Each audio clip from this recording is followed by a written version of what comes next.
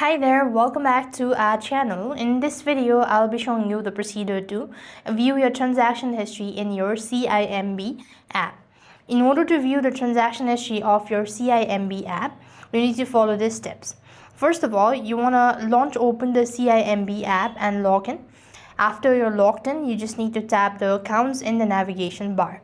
Then you have to select your desired account to view the transaction history, and for bill payment and other transaction you have to go ahead and log in into your CIMB app. And once you've done it, so scroll down at the OCTO transactions section on the home page. Search for the transaction history by selecting the relevant transaction type or typing the specific transaction, and likewise you could also go ahead and filter it out, and that is how you'll be able to check transaction history in CIMB app. So that's all. I hope the video was helpful. Make sure to like, share and subscribe.